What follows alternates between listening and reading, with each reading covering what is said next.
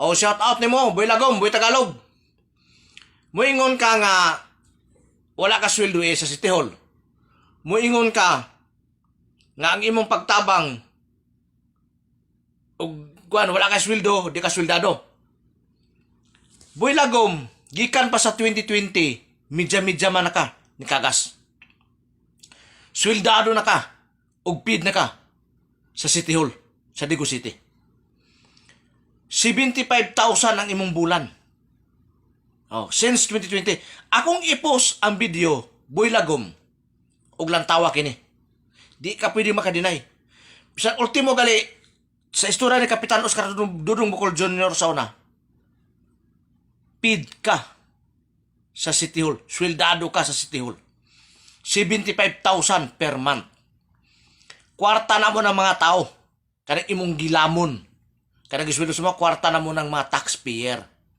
Boy Lagom. Umayon ka nga imo halang gidipinsaan si Joseph Cagas. Imong wala. Puro pahumot. Tinuod yun mo sulti. Imo bitag isang gidipinsaan. Imo gisang gikuan. Siyempre, sabi ka palamon sa imo ha. Ginupig na kan Joseph Cagas. Si Joseph Cagas na himong mayor. Nakapangawat. O na dato, ikaw, gusto po ka mo sulod sa politika kay para makapangawat mo ka. Epika to, makadaog ka. Los-los ni mo. O ba? Gas-gas na mong papahumot. Sa layo pa kayo ang eleksyon, papahumot ka? Gas-gas na. Boy. Boy Lagom. Boy Pungkol. Gas-gas kayo na. Ako po sa lantawa ha.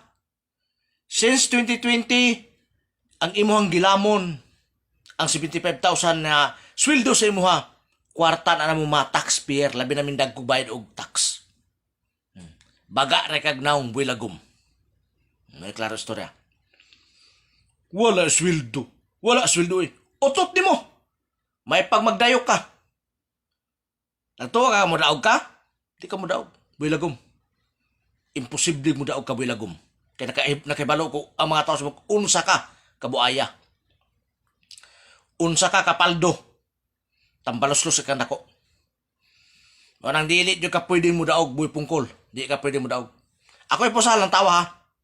Los-los ni mo. Para mo masayutaran nga taga-Digos. Kana si Bong Tagalog. Mudaga na, di ba? Kung asa na pita mudaga na, paminawan na ko istorya. Since 2020, hantod mahuman ang termino ni Mayor Joseph Cagas, paid na si Bong Tagalog. 75,000 per month. O di ba? 6 years ang termino ni Mayor Hiwi, ni Mayor Joseph Cagas. Maupo na ang ihang sweldo. So 75,000 i-times ni mo na siya sa 72 months kay unong man katuig. Pila iyang gikita? Paid na paid. 5.4 million. Paid na. Mo na kini si Pungkol. Magsigon ingon nga wala daw sa sweldo sa City Hall.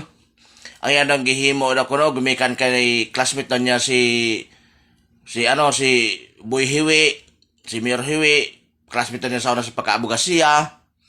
Manang hintabang lang siya, wala na ko na sa sweldo, bisan wala na sa sweldo sa City Hall, mo na tatatat, no? Di ba? Mo na isulti ni Boy Pungkol. Kini si Boy Lagom. Dili na tinuod. Pid ng kamutihan na.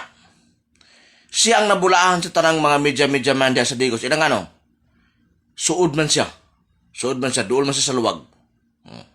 75,000 per month, walay gihimo. Ay ang himoon ra, puro one-sided Yang ibalita, yang i-broadcast katong puro mga kaayuhan ni Joseph Cagas. Puro mga kaayuhan. Wala na sila ipagawas nga mga madaot si Cagas. Puro kaayuhan. Mao nay papel ni Bong Pungkol, ni Bong Tagalog. Mao nay papel niya. Di ba? Unya ka kanang kwarta nga gisweldo sa iya nga 75,000. Kwarta nimo na. Kung ikaw magmata ka na, ikaw naggrocery ka, taga Digos. Kung naggrocery ka, Lang tawa gali imong papel, ikaw may nagbayad og tax. Kanang tax nga imong gibayad painguna dito mo na gisweldo nimo. Mo na gisweldo to sa mga mayor, sa mga city councilor, congressman, gobernador, presidente, senador, kapitan, mao ni atong gisweldo sila ha. Pag mag-grocery ka, automatic ikaw magbayad og tax. Mao ni gisweldo na to anak ni Bong Pungkol. Kwarta ni muna, kwarta nako, kwarta mo. Ilabi nako kidako kog bayad sa tax. Kwarta nako. Mao nang dili ka pwedeng makalingkawas Boy Pungkol. Nga bisa unsaon nimo, na ako'y video nga gigunitan. Perti juga kabuaya. But-buton kan dako. Bakakon kang dako. Imong ilaron ang mga taga-Digos kay mudagan ka. Kay aron mangawat buka para sa imuhang amo. Di ka yung kagdilin mo amo si Kagas. Oh. Nakaswerte lang sa Kagas ka na himong mayor. Nakapangawat. Ikaw, wala pa. Mo na mudagan ka. Unggoy. Meaning, paying the people's money, bayaran, dili piso na millions of pesos since 2020.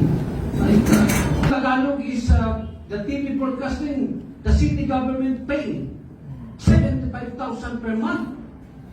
Leaders, broadcasters, newscasters, assigned the moderate. We have staff from the CIO, isa si Sir Dan Ana. Okay. But the real, Mr. Chairman, the real situation, 8 to 9, is anchored by no less than Mike Nakwa. Mike Nakwa this is only for the Rondak Bayan.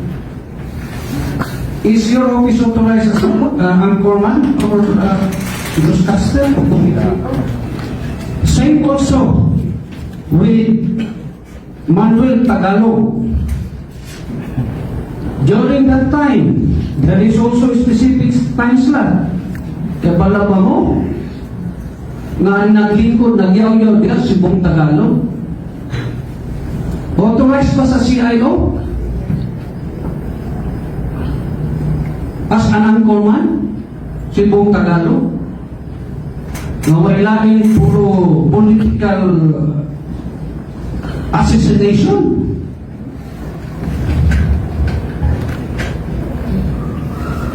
So meaning, paying the people's money, bayaran, dili piso na millions of pesos since 2020.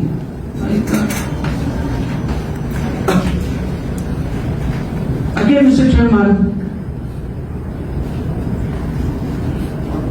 Yes, Chief. Same also.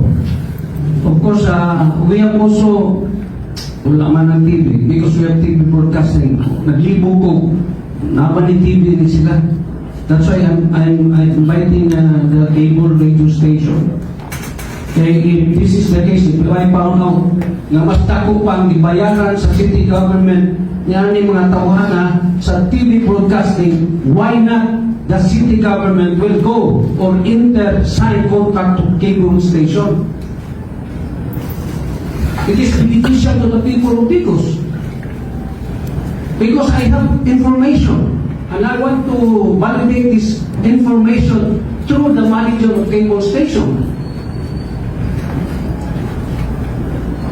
Bong Tagalog is the TV broadcasting, the city government paying 75,000 per month. Asa may TV niya? Ipalit na mag-channel dito sa cable.